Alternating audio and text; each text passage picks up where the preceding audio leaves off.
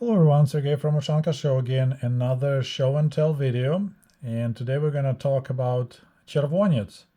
So this is a Soviet currency, 10 rublей, 10 rubles. The nickname was червонец.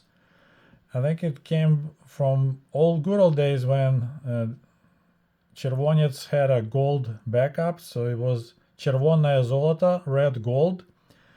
And this is 1961 style design. Of course, it was printed later than 1961, but this is the era of Khrushchev financial reform of 1961. That's when the currency was changed. Another time we had currency exchanges periodically occurring in the Soviet Union.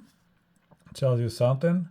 And another interesting detail, there's a word that says here that it's the билет Государственного банка СССР.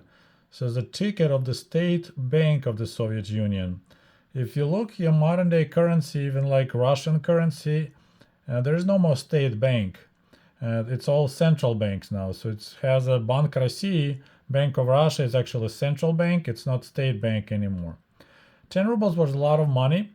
Average salary was about 150, 180 rubles a month.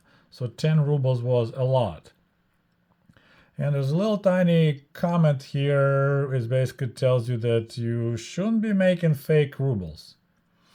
On the back of it, serial number, and I decided to keep this note because it's kind of like a 2000 cool number. And another interesting details, подделка is right here. So there's the note, says that подделка билетов Государственного банка СССР преследуется по закону. So it's illegal to make fake currency. But this is the interesting detail. This is the different languages that say 10 рублей. So 10 рублей, it's in Russian.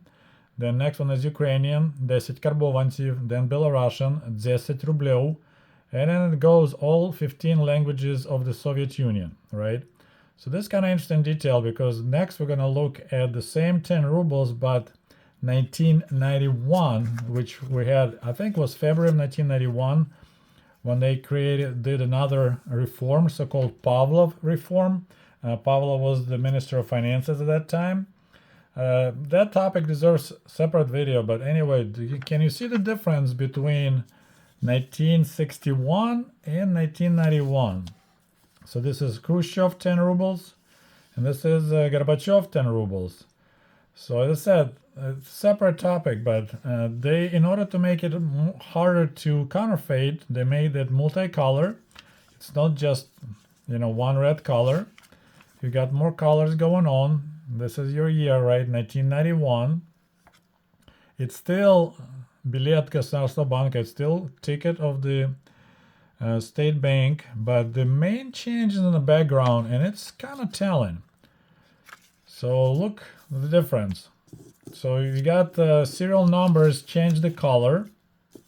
It used to be red on the top and on the left side, right? Now it's in black and they move a different location. But the big difference, and this is really interesting. So this is February 1991. 10 rubles of 1991 lost multi-language option. So it's almost like the government knew that Soviet days were counted, and they basically didn't bother to make it multinational, multi-republic currency. It's just 10 rubles, nothing else. All those 15 languages disappeared. So this is kind of interesting. So yeah, basically the exchange they did is like in a term of 1 week, every person in the Soviet Union had to bring cash and exchange it for the new cash. And of course, if you have a lot of cash, there'll be some questions from the government. How come you have so much money? And that was the way they tried to remove excess currency from circulation. This way, fighting against inflation and fighting against underground economy. I said that'll be a separate video one of these days. But it's kind of interesting that in February of 1991, during the Pavlov monetary reform, the new currency lost that 15 languages thing on the back, and every did that. 1 ruble, 3 rubles, 5 rubles, every new paper bill lost that part.